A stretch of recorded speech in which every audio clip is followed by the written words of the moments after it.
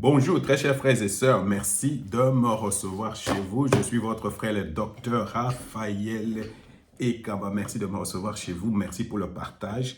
Merci pour les abonnements. Merci pour les likes. Merci beaucoup. Alors, je vais d'abord vous donner ce qu'ici chez nous on appelle Gliederung. Je ne sais pas comment ça se traduit vraiment en français.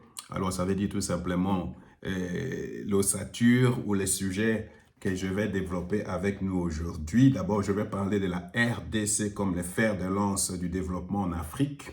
Et puis, je vais parler du blasphème et de la messe du M23 à AFC là-bas à Goma. Alors, vous avez vu que ces gens-là étaient en train de dire « Faites-nous confiance, nous sommes venus vous libérer. » Je ne sais pas pourquoi ils demandent la confiance des personnes que vous êtes venus libérer. Imaginez, vous venez libérer un otage et puis vous commencez à lui demander que l'otage vous fasse confiance. Est-ce que l'otage ne veut pas être libéré? On va réfléchir là-dessus. C'est vraiment illogique. Ok. Alors, il y a Kagame qui a parlé. Kagame qui a parlé à deux fois de reprise, une fois à Abidjan, une fois dernièrement ici à Kigali. Alors, on vient analyser sur son dernier discours qu'il a parlé qu'il a donné à Kigali. Je vais parler aussi des immunités des Kabila. Alors, tout à l'heure, là, avant que je commence à produire cette vidéo, j'étais en train de suivre en direct les réquisitoires de monsieur le président de la Cour constitutionnelle, mais c'est le pasteur Kamouleta. Et vraiment, très chers frères et sœurs, j'ai l'impression, parce que j'ai suivi jusqu'au point où il était en train de lire un tableau, différents tableaux, où il y avait vraiment des surfacturations et des falsifications. Donc, et tout ce que j'ai suivi jusqu'à ce niveau-là, ça ne sent pas bon pour Matata Pogno. Ça ne sent pas bon pour Matata Pogno. Tout ce que j'ai suivi jusqu'à ce niveau-là, peut-être ça va changer, peut-être quelque chose d'autre va changer, ou il y a quelque chose qui va changer et qu'il n'y aura pas de condamnation. Mais ce que moi j'ai suivi jusque-là, ça sent très mauvais pour Matata Pogno. Ok, je ne suis pas juriste et je ne sais pas comment la justice fonctionne en République démocratique du Congo. On dit qu'elle est malade. Alors, mais c'est que monsieur-là a étayé comme argument. On va voir. D'ailleurs, entre nous soit dit. Entre nous seulement réfléchissons un peu. Qu'est-ce qui va se passer avec Kabila ou avec Matata Pogno si vraiment ces gens-là étaient ici en Europe, étaient dans une quelconque juridiction européenne, devant un juge européen ou tout. Qu'est-ce que vous pensez? Où serait la place de ces deux personnes? Moi, je connais déjà la réponse, mais je pose seulement la question. C'est une question de rhétorique. Et puis après, je vais aussi parler de Jean-Marie Kassamba, qui a fait une sortie médiatique à cause des télé 50. Vous savez, quand les études étaient encore bonnes, moi j'ai fait mes études à Lubefou, dans le Sonkourou là-bas. Alors je parle qui était là vraiment original, comme vous me voyez là, original. Donc, la langue de la libération. Donc, j'en parle vraiment original. Alors, quand j'étais en Cogetoire, c'était en 6e des humanités commerciales, on avait ce qu'on appelle le cours de développement pour les gens qui ont fait les études commerciales à cette époque-là. On avait un cours qu'on appelle économie de développement. On apprenait les produits, ce que le Congo produit, ce que le Congo vend, ce que le Congo exporte. Et puis, on parlait aussi des pôles de développement. Et à cette époque-là, je me souviens, vous voyez, je me souviens de toutes ces choses-là. C'était à 87, vous vous imaginez, à 87. Mais je me souviens de tout ça jusqu'à aujourd'hui. Donc, parce que les études étaient bonnes à cette époque-là. mais je n'étais pas aussi un mauvais élève. Ok, entre nous soit dit. Mais alors, je me souviens, quand nous avions appris les différents pôles de développement, il y avait les premiers pôles, c'était l'Afrique du Sud. Le deuxième pôle, c'était le Nigeria. Le troisième pôle, c'était l'Égypte. Et le quatrième pôle, c'était la République démocratique du Congo. Alors, je voulais juste vraiment vous montrer aujourd'hui, je vous dis toujours que la République démocratique du Congo est incontournable, surtout, et c'est maintenant surtout, est incontournable. Hein? Parce qu'on a besoin de la République démocratique du Congo. Alors, il faut savoir que ce soit en Afrique australe, que ce soit en Afrique centrale, que ce soit en Afrique du Nord, je ne sais pas, que ce soit en Afrique de l'Est, il n'y a pas un pays qui peut vraiment entraîner le développement de toute l'Afrique ou d'une grande partie de l'Afrique que la République démocratique du Congo. Et je vais vous démontrer cela tout à l'heure et après je vais développer mes autres sujets. Alors vous savez, pour devenir une puissance internationale, par exemple la Chine est une puissance, par exemple les États-Unis est une puissance. En Afrique, on n'a pas de puissance. Alors, la Chine est une puissance, l'Inde est une puissance, c'est en train de devenir une puissance. Le Brésil est une puissance, là-bas dans l'Australie aussi est une puissance. Mais alors, pour devenir une puissance, vous avez besoin d'abord d'une grande superficie, un vaste territoire. Par exemple, la Chine, un vaste territoire, je crois, c'est 9 millions quelque chose. 9 millions 800 000 km². Je peux me tromper, mais c'est vraiment autour de 9 millions. Alors, vous voyez, non pas seulement 9 millions, mais 1 milliard 300 000 personnes vivent. L'Inde, 1 milliard quelque chose. Donc, vous avez non pas seulement l'étendue, mais vous avez aussi la population. Vous avez la population. Vous avez un marché à l'intérieur. Alors, vous voyez que la République démocratique du Congo, les États-Unis, c'est un marché. Un marché seulement. Les États-Unis, par exemple, l'économie de la Californie, seulement l'économie de la Californie, l'économie du Texas, c'est peut-être l'économie de la France ou l'économie même de la Corée du Sud, vous comprenez? Alors que c'est un État. Alors vous comprenez que le Congo aussi a cette potentialité. Le Congo a cette potentialité de devenir une puissance. C'est d'ailleurs le destin même de la République démocratique du Congo. Parce que la République démocratique du Congo n'est pas seulement vaste, il a un grand marché, ça veut dire qu'il y a la population, c'est la plus grande population d'Afrique. J'ai comparé tout, que ce soit dans la SADC, que ce soit dans l'EAC, que ce soit dans les organisations où la République démocratique du Congo se trouve, dans la communauté économique des États de l'Afrique centrale. Le seul pays qui a le plus, qui est vaste et qui a beaucoup de population, ça veut dire beaucoup d'habitants, c'est la République démocratique du Congo. Donc c'est le plus grand marché qu'il y a au niveau de l'Afrique centrale, au niveau de l'Afrique de l'Est, au niveau même de la SADC. Alors, regardez que en dehors de la République démocratique du Congo, il y a le Nigeria. Le Nigeria, ils sont, je crois, 230 millions d'habitants. Mais le problème, c'est au niveau de l'étendue. Ils n'ont pas vrai, c'est pas vaste. Il y a, par exemple, l'Algérie qui est très vaste, le premier pays à terme de superficie en Afrique. Mais ils ne sont pas nombreux. C'est à peu près 34 millions d'habitants. Ou je sais, 34 millions d'habitants. 34 millions. Donc, ils ne peuvent pas être une puissance. Ils ne peuvent pas être une puissance. Mais regarde maintenant la République démocratique du Congo. Non pas seulement on a l'étendue, il y a beaucoup de gens, mais en dehors de cela, il y a beaucoup de ressources du sol et du sous-sol. Non pas seulement ça. Est-ce que je dois citer? Je dois citer cela peut-être. Les rivières, le voie de navigation, la forêt. Nous avons les terres arables, les climats, le soleil. Alors, tout ce qu'il y a vraiment, tout ce qu'on peut vouloir avoir pour devenir une puissance, nous avons chez nous, en République démocratique du Congo. L'exemple est maintenant. Hein, l'exemple, par exemple, pourquoi la République démocratique en elle-même est une puissance. Rwandair est en train d'en payer le prix. Aujourd'hui, j'ai vu, je crois, je ne sais pas si c'était TV5 ou je ne sais pas. Ok, ne soyez pas trop dur avec moi sur la source. Mais j'ai vu une image où on dit que non, Rwandair, où l'on dit que Rwandair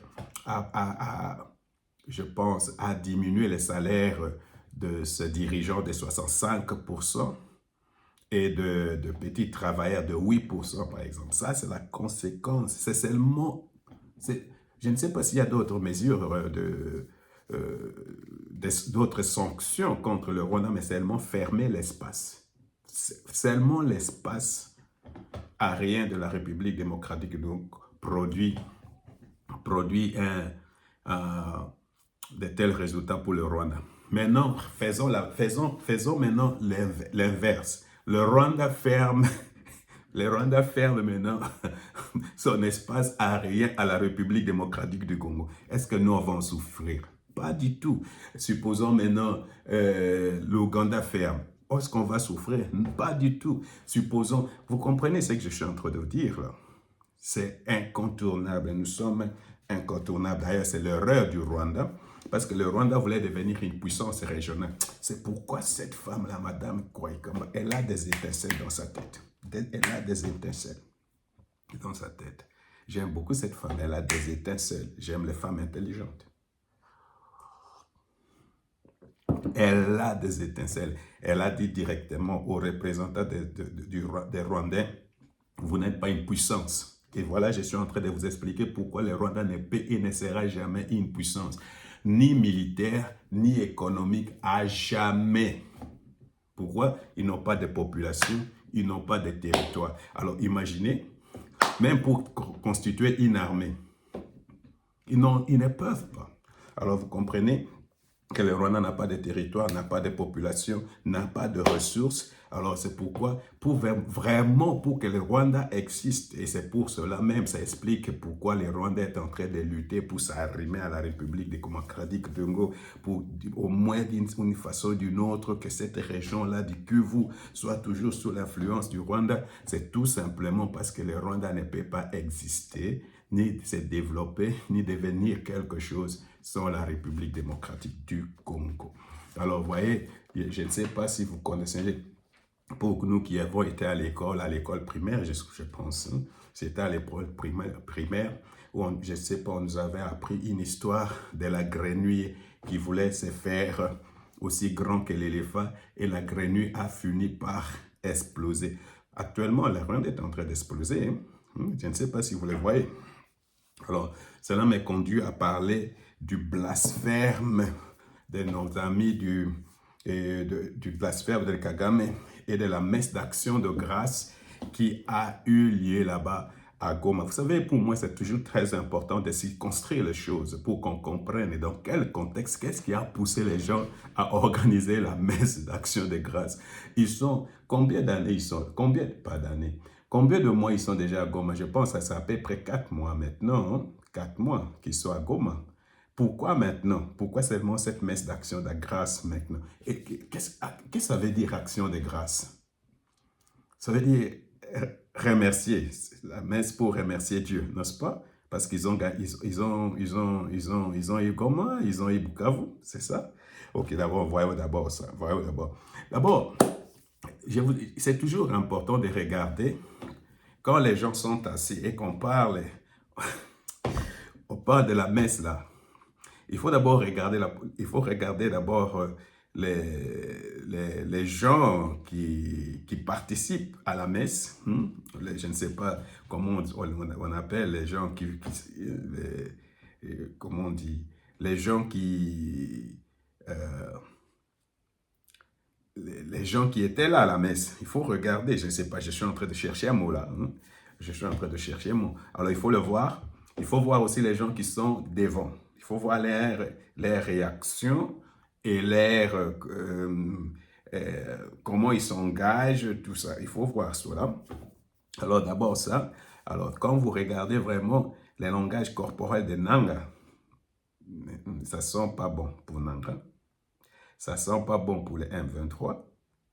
Vraiment, cette réunion-là, cette messe-là m'a fait voir beaucoup de choses ne marchaient pas là-bas. Ils ont des difficultés. Ils ont des graves difficultés. C'est ce que cette messe m'a montré. Alors, je vais peut-être lire un peu les choses que j'ai écrites parce que euh, euh, j'étais en train de dire que j'avais l'impression que les gens sont dépassés. Euh, euh, parce que c'est comme ça distille comme un sentiment d'impuissance et même une certaine désillusion ou un certain désespoir. C'est ce que moi j'étais en train de voir dans cette messe-là. Je ne sais pas si c'était une messe ou comment on dit, Gottesdienst. Ok, je ne sais pas comment on dit Gottesdienst maintenant en français. Alors c'est...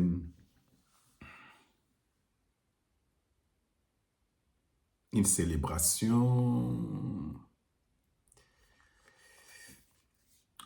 un culte, voilà, c'est les mots. C'est un culte d'action de grâce, un culte d'action de grâce. Alors vraiment, qu'est-ce que cela démontre et tout ça? Je pense que les là-bas, ils sont en difficulté parce qu'il n'y a pas de banque, il y a la crise économique.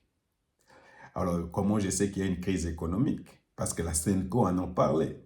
Je vais revenir sur la Senco après la Senco, mais c'est chaud, là, on a parlé. C'est comme s'il était en train d'intercéder à ce que le président de la République résout le problème. Alors, j'ai vu une femme qui parlait, qui demandait à ce que l'État intervienne pour que les affaires là-bas fassent le présent des examens d'État. Alors, il y a la CADECO qui a été ouverte et qui ne fonctionne pas. Et surtout, les pires, je ne sais pas si vous avez vu ça, ils ont émis des documents pour un certain nombre de gens qui devaient aller à Bujumbura. Et le gouvernement de Bujumbura a refusé. J'ai appris aussi que le gouvernement de Bujumbura a refusé. Le gouvernement de la Tanzanie refuse tous les documents qui sont émis à Goma. Donc, quand ils écrivent là, ces gouvernements ne sont pas, c'est pas reconnu. Alors, je m'imagine que maintenant, et ça devient de plus en plus clair, donc il n'y a que le Rwanda et il n'y a que peut-être l'Ouganda qui acceptent ce qu'ils sont en train de faire là-bas, les papiers qu'ils sont en train de créer. Donc, ça devient tellement clair parce que la Tanzanie refuse leurs documents et le Burundi refuse aussi. Mais non, pas seulement, je ne sais pas si vous avez vu dernièrement que même l'ambassadeur de la Belgique, l'ambassadeur de la Belgique, l'ONU, ne traite pas avec eux, traite seulement avec les gouverneurs qui est là-bas à Beni et les gouverneurs qui est à Uvira. Waouh, waouh, waouh, waouh, waouh, waouh. Ça sent vraiment très bon pour les gens.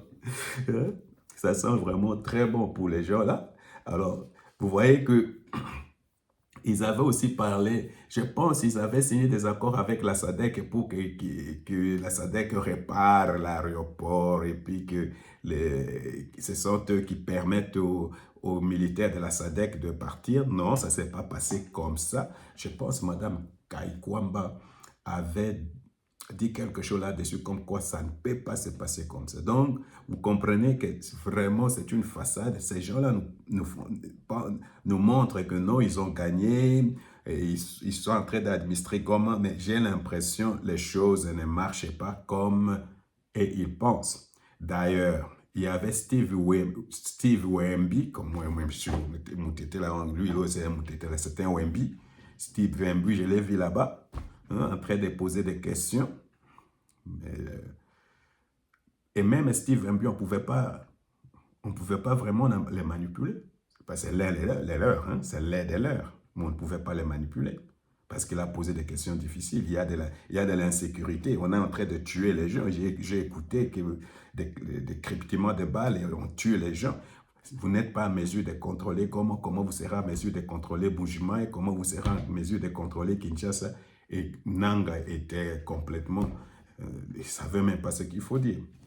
Pourquoi je vous dis tout cela? C'est pour tout simplement vous dire que la situation n'est pas bonne. Et c'est dans ce contexte-là que les gens sont venus avec des discours « Faites-nous confiance ».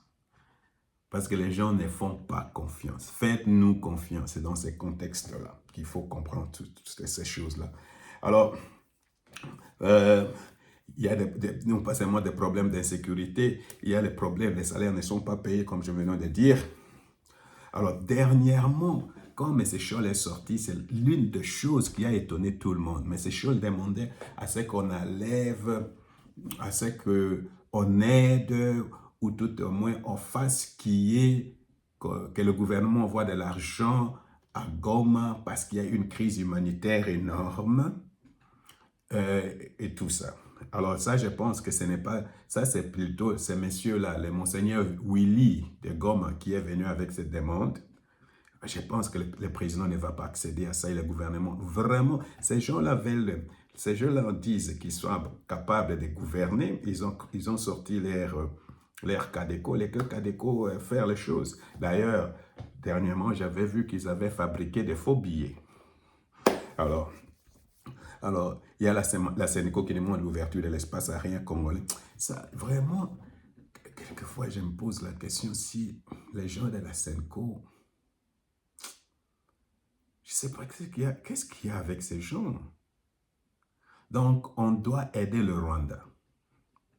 On doit ouvrir l'espace aérien pour que le Rwanda commence à voler, comme ça, on sauve le Rwandais ou quoi. Je ne comprends pas qu'est-ce que c'est. Alors, c'est dans ces contextes-là que les cultes d'action de grâce du M23 a eu lieu. Et alors, les messieurs qui nous parlaient à Kinyarwanda, il était en train de dire, faites-nous confiance, c'est Dieu qui nous a envoyés pour venir libérer les Congolais, point d'interrogation. Alors, j'ai commenté là-dessus, en disant, je ne comprends pas comment on peut demander la confiance des gens qu'on est venu libérer. Parce que si nous sommes des otages, nous sommes vraiment dans une situation d'otage. La première des choses qu'on veut, c'est d'être libérés. Mais si vous commencez à demander confiance, c'est que vous n'avez pas la confiance de ces gens-là. Alors, on va maintenant réfléchir sur cela. Mais avant de réfléchir sur cela, c'est pourquoi, parce que moi-même, quelquefois, il m'arrive de prêcher. Il m'arrive de temps en temps de prêcher. Alors, quand on prêche, quand on dit des choses comme ça, comme quoi Dieu nous a envoyés pour libérer les Congolais, et que c'est lui qui vous a utilisé, c'est lui qui a fait de vous des pantins, des marionnettes, a dit quelque chose comme ça à propos de Dieu. C'est ce que Kagame a dit à propos de Dieu, à propos du Rwanda et de Dieu. Même Dieu a peur du Rwanda. Même Dieu a peur du Rwanda. Même Dieu évite le Rwanda. Vous savez quand quelqu'un commence à dire des choses comme ça, il est fou, n'est-ce pas? Parce que vous savez ce qui s'est passé avec Hérode hein, dans la Bible. Vous savez ce qui s'est passé avec Hérode. Il a parlé une fois et les gens commençaient à crier, c'est comme la voix de Dieu, c'est comme la voix de Dieu. La suite, c'était quoi? C'était la mort. Et la Bible dit même, il y avait des insectes qui mangeaient son corps. Alors vous voyez, c'est un peu ça la situation qui arrive à M. Kagame. Il blasphème. Même Dieu a peur du Rwanda. Les petits Rwanda, Dieu a peur de ces petits Rwanda-là. Alors, vraiment, c'est comme si à Lingala, je ne sais pas le dire en français, mais Eza lokola bato baloba na Lingala vraiment nyei et matelie na mutu. Vraiment nyei et matelie na mutu. Dieu a peur du Rwanda. Dieu a peur du Rwanda. Dieu évite le Rwanda. Alors, il fallait que ces messieurs-là regardent des choses comme ça. C'est que vraiment Dieu, quand on blasphème Dieu, qu'est-ce que Dieu fait? Je pense que si vraiment Kagame a dit quelque chose comme ça, quelque chose de grave va lui arriver. D'ailleurs, ça lui arrive déjà. Alors, c'est que ces messieurs-là doivent comprendre aussi, si il prétend être un homme de Dieu, s'il prétend être un homme de Dieu, et que Dieu a mis Tshisekedi à la tête de la République démocratique du Congo, Et lui, il prend les armes. Je ne sais pas si c'est le diable qui l'a envoyé, parce que je ne pense pas que c'est Dieu qui l'a envoyé. Dieu ne peut pas t'envoyer pour venir violer les femmes. Dieu ne peut pas t'envoyer pour venir tuer les femmes. Dieu ne peut pas t'envoyer pour venir voler les ressources et dire c'est Dieu qui nous a envoyés pour libérer les gens. Alors, si c'est Dieu qui a mis Tshisekedi là où il est, d'ailleurs, la preuve est que Dieu a mis Tshisekedi là où il est parce que vous avez tout fait avec Kagame, avec vous et avec les gens que vous avez à Kinshasa pour les tuer. Mais cela n'est jamais arrivé. Ça te prouve quelque chose. Hein? Ça te prouve quelque chose. Et je vais prouver que Dieu n'est pas avec vous parce qu'il y a des choses qui se passent là-bas et qui vont encore se passer avec vous. Parce que Dieu est avec Tshisekedi, il ne peut pas être de deux côtés. Il ne peut pas, Dieu ne peut pas être de deux côtés. Dieu est toujours du côté de la justice. Or, vous êtes dans l'illégalité. Comment Dieu peut soutenir l'illégalité? Les meurtres, les tueries. C'est que vous faites là et vous mettez Dieu dans tout ça. C'est votre problème. Mais je te fais seulement réfléchir que Dieu a mis Tshisekedi à ces moments pour qu'il dirige ce pays-là. Et vous allez perdre parce que vous combattez. Vous pensez que vous combattez Tshisekedi, mais vous combattez contre Dieu lui-même. C'est pourquoi vous allez connaître beaucoup de revers. Et ça commence à arriver. C'est pourquoi je vois beaucoup de désespoir chez vous là-bas. Je vois beaucoup de désespoir. Je sens beaucoup de dépression là-bas. D'ailleurs, l'homme le plus déprimé, c'est votre président de l'AFC, de Nanga. Je vois seulement de la dépression chez lui. Ok. Maintenant, c'est que votre main se montre en réalité, est-ce que vous êtes en difficulté? Vous êtes vraiment en difficulté. Avant, vous disiez non, quand il y avait les négociations en Angola, qu'est-ce que vous avez dit? Quand il y avait les premières négociations en Angola, les négociations de Doha, qu'est-ce que vous avez dit? Oh, ça ne nous engage pas. Oh, tout ce qui se fait en Angola là, ne nous engage pas. Tout ce qui se fait à Doha là, ne nous engage pas. Ok, je vous rappelle tout simplement que vous étiez à Doha, c'est bloqué. Maintenant, les États-Unis sont venus. Et même dans les communiqués là, on faisait allusion à vous tout simplement en marge, une petite ligne. Donc, on ne parle plus de vous comme un problème. Quand on écoute les déclarations des États-Unis sur vous, on dit toujours, vous devez déposer les armes. Vous devez déposer les armes, vous devez... Donc, j'ai l'impression, là, ma compréhension de choses est que vous êtes en difficulté parce que vous n'avez rien reçu à Doha. Aux États-Unis, vous n'avez rien reçu. C'est Kagame et Tshisekedi qui vont aller signer les accords. On ne va pas parler de vous. Vous avez peut-être un peu d'espoir avec Lomé, si Tshisekedi aussi accepte d'aller négocier avec vous à Lomé. Donc, vous êtes dans une très mauvaise posture. Et c'est pourquoi vous commencez à parler, oh, faites-nous confiance. Comment on peut vous faire confiance? Est-ce qu'on peut vraiment vous faire confiance? Surtout vous, les gens là,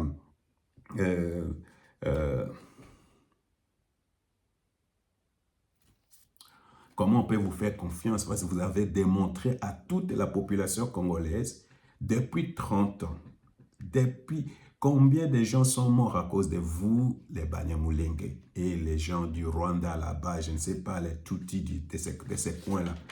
Hein? Combien de gens sont morts? Combien de femmes sont violées? Combien d'enfants sont morts? Et tout ça. Et vous demandez aux autres Congolais de vous faire confiance. Comment on peut vous faire confiance alors que vous êtes ce que les Allemands ils appellent ici un Wiederholtäter, comment on dit, un récidiviste, quelqu'un qui répète toujours les mêmes bêtises.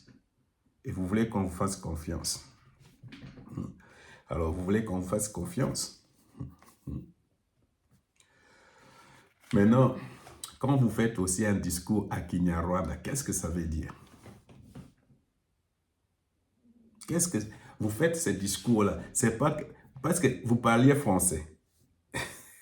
J'ai vu dans l'interprétation, quand vous parliez français, vous parliez swahili, mais quelle était vraiment la motivation? Pourquoi ce monsieur-là a tenu son discours à Kinyarwanda?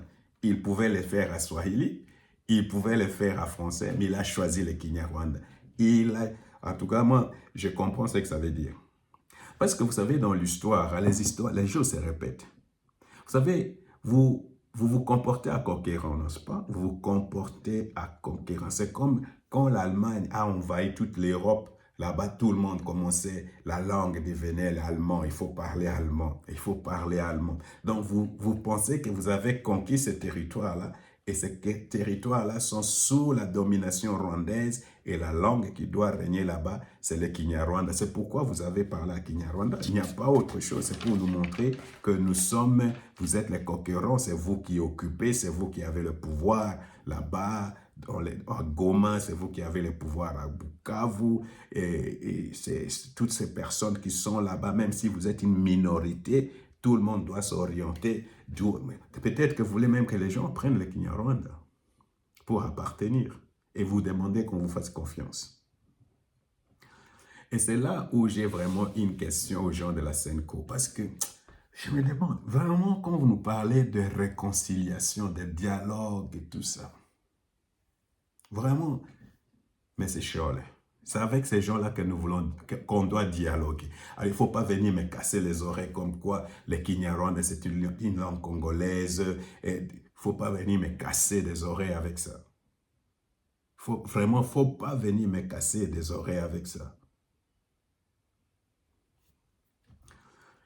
Imaginez, moi, je vais à Goma, hein, et je commence à parler qui était là et qu'on doit, moi, interpréter qui était là. Quelque chose que je ne ferai jamais. Pourquoi ne pas parler en français? Pourquoi ne pas parler à Kiswahili? Pourquoi pas... Alors lui, il parle français, il parle Swahili, mais il veut parler absolument. Vous savez tout, je vous ai toujours dit, ces gens-là, cette fois-ci, ils sont venus de façon déterminée. D'abord, ce qu'ils sont en train de dire, même quand on parle de deal, même tout ça, et ils disent que les terres-là leur appartiennent, les richesses qui sont là-bas leur appartiennent, et c'est comme Bissim m'avait déjà dit une fois, les Congo nous a trouvés dans ces terres. Si les Congo ne veulent pas de nous, qui nous donnent nos terres, c'est les Congo qui les a trouvés. Donc, les Congo doivent se retirer et ils prennent les terres. Et c'est comme ça qu'ils se comportent. Il ne faut pas prendre cette messe-là à la légère. Parce qu'il y a beaucoup de gens qui vont dire seulement, oh, c'est une messe. Non, c'est une démonstration de force. C'est une démonstration d'une volonté de se dire, cette partie nous appartient et c'est la langue qui sera maintenant parlée ici. Parce que ce sont eux qui sont les conquérants. Et c'est pour cette raison, vraiment, j'ai un problème avec la Senco et tout ça. Parce que comment vous voulez qu'il y ait cohésion? Comment vous voulez qu'il y ait réconciliation? Comment vous voulez qu'on peut négocier et parler avec ces gens qui pensent que nous sommes des sous-hommes? Nous qui sommes là, les Bantous, la majorité là, nous sommes des sous-hommes.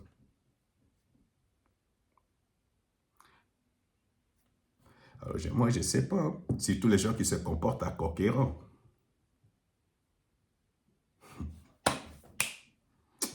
Pourquoi? Je ne sais pas. Dieu merci, ces choses-là ne se passent pas chez les Batétés là. Je vous assure, si ça se passait chez les Batétés là, c'est une autre histoire. C'est une autre histoire. Vous savez, après l'histoire, hein, la révolution des Batétés là, vous qui connaissez l'histoire. Dieu merci. Parce que ça, c'est une humiliation que je n'arrive pas à comprendre. Vraiment que ça arrive à ce niveau-là, que les gens viennent chez vous et ils vous parlent dans une langue ou dans leur langue, vous imposent des attitudes et des choses comme ça. Ça ne peut pas marcher. Ça ne peut pas marcher. Et puis après, on va nous dire qu'il faut se réconcilier, il faut faire confiance, on ne peut pas faire confiance à ces gens-là. D'abord, c'est comme, ils s'accusent eux-mêmes quand ils disent faites-nous confiance. C'est la même chose avec les messieurs quand ils disent oh, le président de la République doit nous faire confiance. On ne peut pas vous faire confiance à moins que vous fassiez vous-même un examen. Examinez-vous pour dire pourquoi on ne vous fait pas confiance. Pourquoi je ne peux pas faire confiance à un Rwandais? Alors, il est arrivé qu'ici, je vais raconter ça tout simplement pour vous démontrer combien cette histoire des Rwandais faire confiance est difficile. Je défie si j'ai connu que j'ai connu quand j'étais en Kinshasa, un monsieur très gentil, un Allemand, blanc, très gentil. Alors, on est revenu ici, il était ici, il m'a visité. Et jusqu'à là, lui, il ne m'avait pas raconté encore qui est sa femme et tout ça. Tout à coup, il m'a dit, oh, sa femme, c'est une Rwandaise. Et tout à coup, elle avait une fille, et mon fils aussi, du même âge. Et on voulait se visiter. Et puis, moi, j'ai même parlé avec la fille. La fille aussi voulait des contacts avec mon garçon, tout ça. En tout cas, moi, j'ai bloqué. Hein. J'ai bloqué. Je peux pas m'imaginer être dans une même famille avec des Rwandais. Je ne peux pas m'imaginer ça. Mon fils marie une Rwandaise. D'ailleurs, mes enfants sont plus radicaux peut-être que moi à ce sujet. Parce que ils sont comme... c'est comme si, en parlant, ils voient tout ce que je fais. Ils ne peuvent pas. Moi-même, je ne peux pas accepter. Alors les gens pensent qu'on doit faire confiance. Je ne sais pas comment les gens de Senko et tout ça vont faire pour qu'il y ait encore de la confiance entre le Rwandais, les Rwandais Banyamulenge, le Rwandais Tutsi, Congolais, et nous qui sommes des Bantous, parce qu'ils viennent vraiment nous écraser, ils viennent en mode des gens qui veulent, des gens qui veulent nous, ou des esclavagistes, je veux dire, en mode esclavagiste, pour nous assujettir, et nous, on doit aller là-bas pour faire des négociations, des paix. Vraiment, ça, c'est... Je ne sais pas comment les gens peuvent arriver à ce niveau-là. Voilà.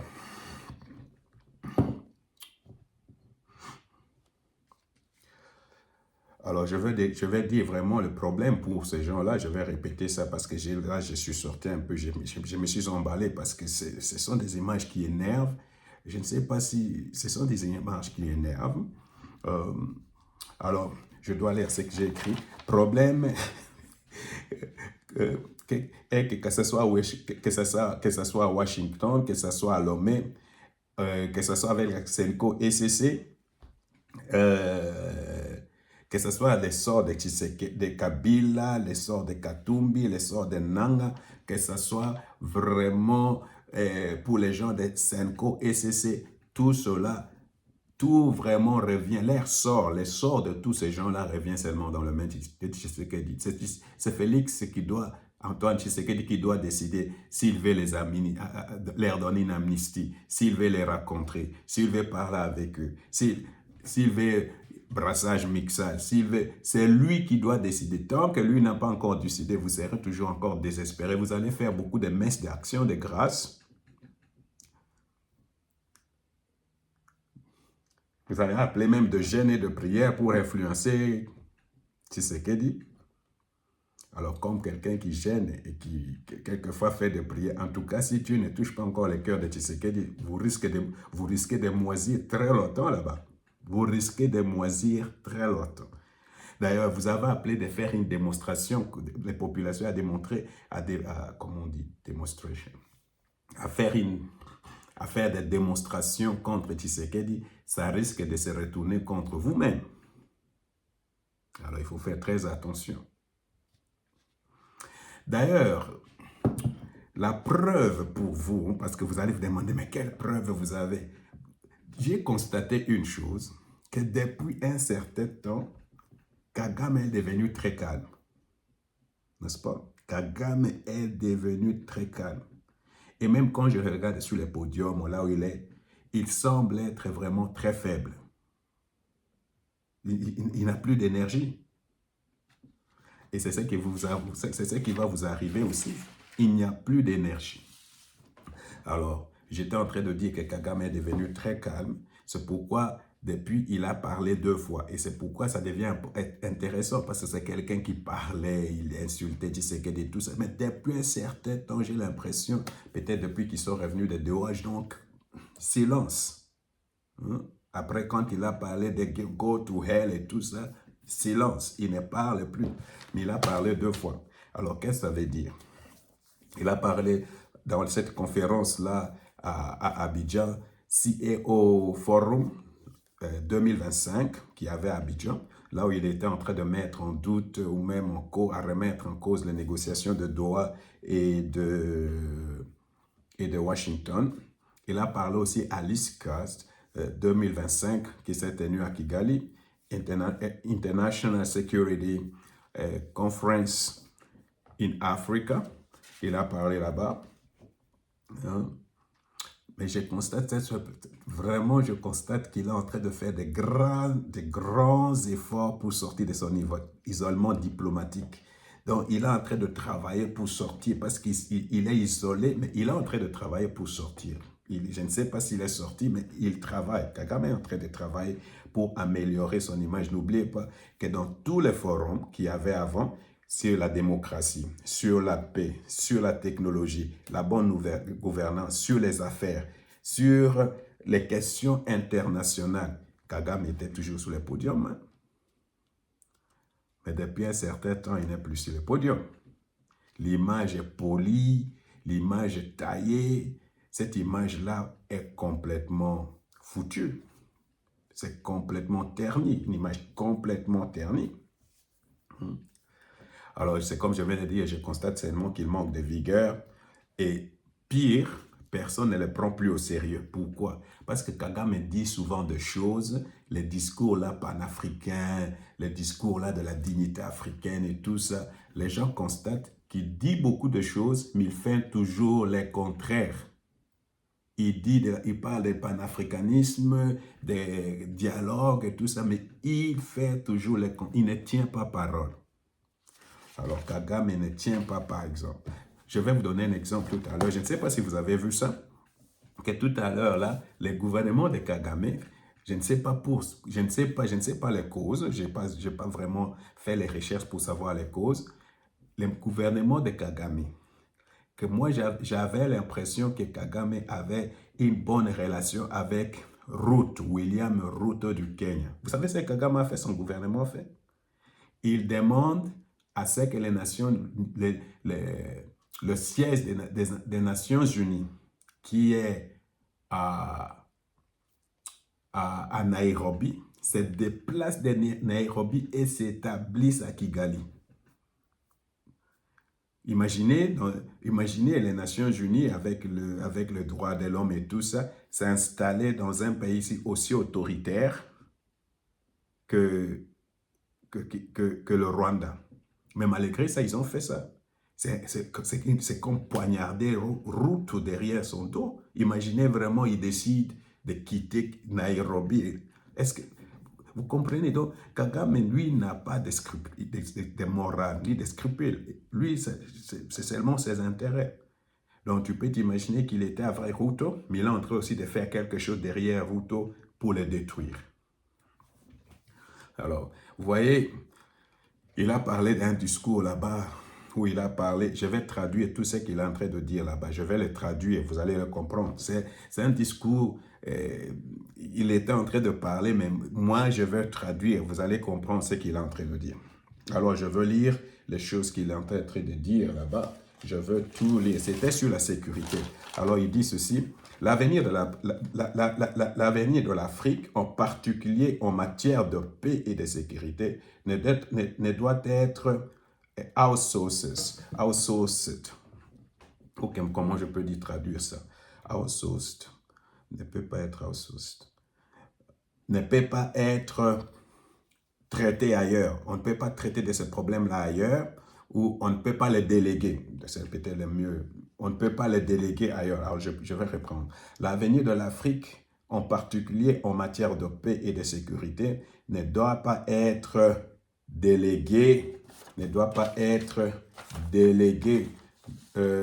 Pendant très longtemps, notre sécurité a été considérée comme un fardeau à gérer par les autres avec une participation minimale de notre part et souvent sans prendre à compte notre contexte ou notre consentement. Cette approche a échoué. Qu'est-ce que ça veut dire?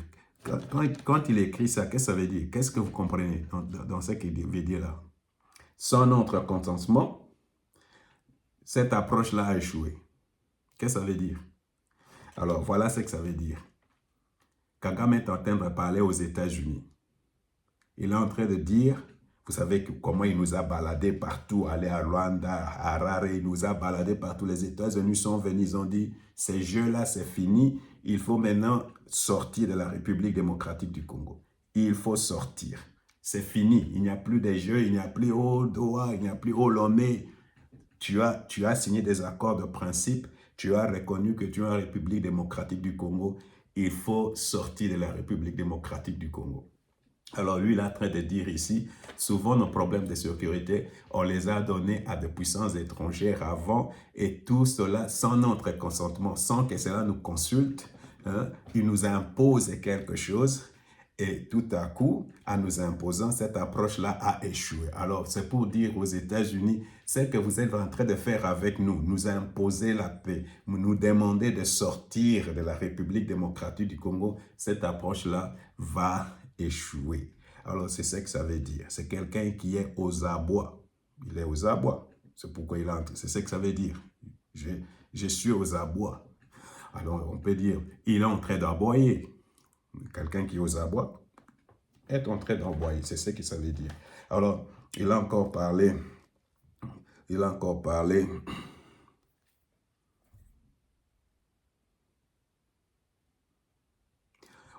Autrement dit, parce que j'ai écrit quelque chose, c'est comme s'il est en train de dire, votre accord que nous voulons signer là-bas aux États-Unis, vous ne prenez pas en compte mes desiderata, vous ne prenez pas en compte ce que moi je suis en train de dire, par exemple les problèmes de sécurité, tout ce que lui il est ce mensonge-là, l'air poison-là, alors peut-être on n'a pas repris cela dans ses accords, c'est pourquoi il est en train de dire quelque chose comme ça. Alors, de deux, il a parlé aussi de l'ingérence extérieure. Il a parlé de l'ingérence extérieure dans son discours là. Nous ne pouvons pas parler des ingérences extérieures tout en créant les conditions qui les favorisent. Il ne faut pas seulement défendre les frontières,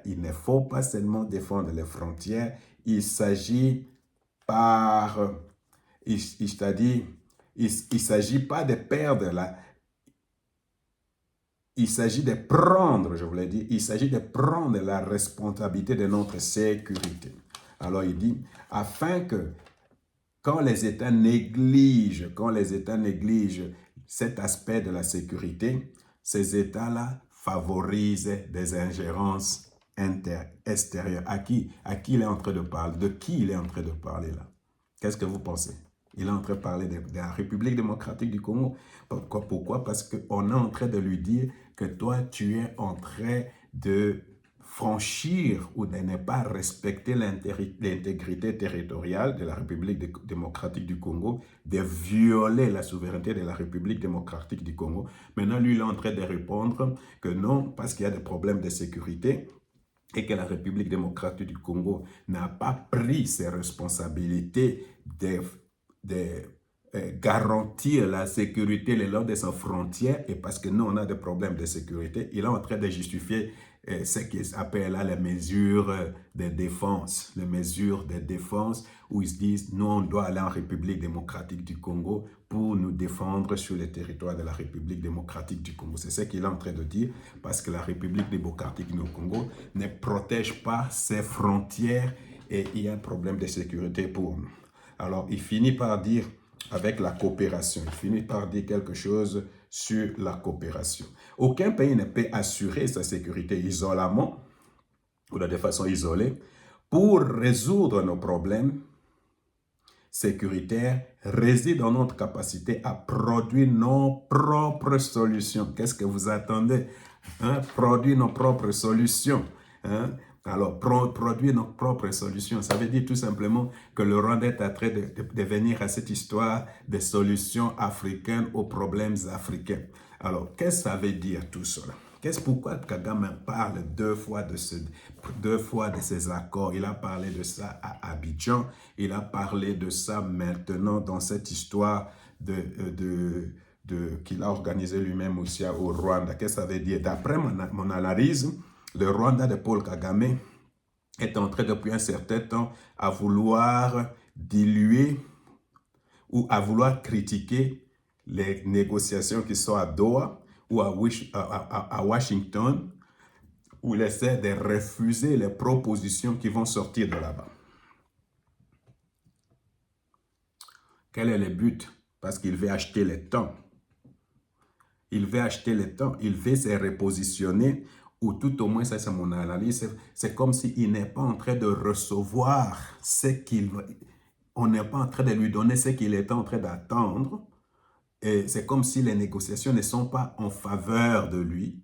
Alors, à faveur du Rwanda ou à faveur de Kagame, ou à faveur, où on ne prend pas aussi quelques éléments ou quelques agendas, ou comme on dit, les cahiers de charges. On ne considère pas beaucoup les cahiers de charges du M23, AFC, ou même tout ce que le Rwanda a demandé. Alors Kagame est en train de vouloir prendre du temps, de se repositionner, redevenir encore force et commencer peut-être à torpiller les accords pour que cela prenne du temps. Malheureusement, ça ne va pas pour fonctionner cette fois-ci parce qu'on n'est pas en Afrique, on n'est pas à Doha, nous sommes aux États-Unis. Et les États-Unis en ont marre de la tergiversation de Kagame. Alors, Kagame, les compromis que Kagame veut, était compris, il peut gagner quelque chose, mais pour l'instant, il n'a pas cela, il n'a pas gagné quelque chose, ou même peut-être qu'il a gagné quelque chose, mais de minime, quelque chose d'insignifiant. Alors, il ne faut pas, ce que je vais tout simplement dire, il ne faut pas sous-estimer Kagame. Vraiment, c'est un autre risque et péril. Il ne faut pas sous-estimer la détermination de Kagame, la volonté de Kagame de vouloir torpiller ces accords-là ou même de ne pas les appliquer. Il faut rester vraiment coriace et dur à l'égard de Kagame parce que ces deux sorties démontrent qu'il est en difficulté. Il est en difficulté. Alors, je venais de traduire tout au moins ce que moi j'ai compris. Alors, maintenant, il y a la saga Kabila, Katumbi, Senko, ECC, surtout l'affaire de l'immunité de Kabila. Parce que moi, je pense que ce n'est pas une affaire politique anodine. Vraiment, ça concerne l'avenir de notre pays. Cette histoire, beaucoup de gens ne comprennent pas que cette histoire concerne vraiment cette histoire d'immunité. Et même ce qui se passe maintenant là, avec Matata Ponyo. C'est très important pour l'avenir de la République démocratique du Congo. Alors, d'abord, je commence par une question de réflexion. Est-ce que la RDC est capable d'enlever les immunités de Kabila et n'est pas vraiment commettre une faute ou n'est pas défaire l'unité, la cohésion et la paix même, et même elle avait dit du deal que nous souhaitons de tout notre vœu entre les États-Unis et la République démocratique du Congo. Est-ce que cela ne peut pas, si on n'enlève pas les immunités de Kabila, ou si on enlève les immunités de Kabila, est-ce que la paix, la cohésion et même l'unité de notre pays sera mise en mal? Est-ce que le deal sera mis en mal? Voilà, je vais donner mon point de vue là-dessus. Bon, je ne sais pas ce que vous en pensez. Vraiment, je vous en prie, répondez-moi à cette question. Est-ce que si nous allons, qu'est-ce que vous en pensez? Est-ce que si on enlève les immunités, notre pays, l'avenir de notre pays est mis en mal? Est-ce que si on a, je veux dire, l'unité, la paix, tout ça, la cohésion nationale est mise en mal? Ou est-ce que si on enlève ces immunités et qu'il y a de la responsabilité, on met fin à ces régimes d'impunité, qu'est-ce que cela pourra faire pour notre pays, pour l'avenir de notre pays? N'oubliez pas, on dit souvent, la justice élève un pays. Alors, c'est sur base de cela que moi, je vais répondre à cette question. Ma passion, je comprends qu'il y a une passion politique. Quand je vois la déclaration de M. Moutamba, il dit qu'ils ont des preuves. Je vois aussi la déclaration de la femme du Sénat, là, qui, je ne sais pas son nom, je n'ai pas cherché son nom, qui a lu vraiment l'accusation de M. Kabila. Il y a de preuves.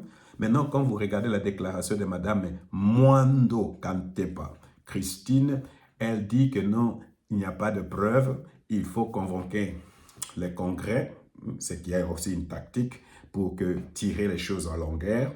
Mais mais c'est Florimond Muteba qui dit vraiment ça va entraver les dialogues intercongolais et même ça va conduire à ce qu'il n'y ait pas la cohésion nationale. Moi, je pense que si on privilégie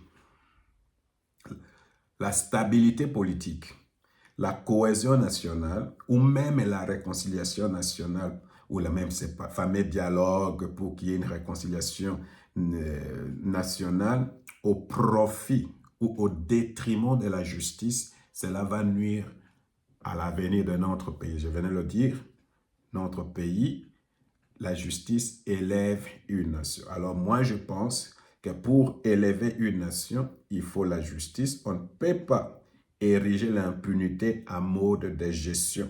La paix et la vraie réconciliation, la stabilité ne viendra que tout comme tous, nous respectons la loi.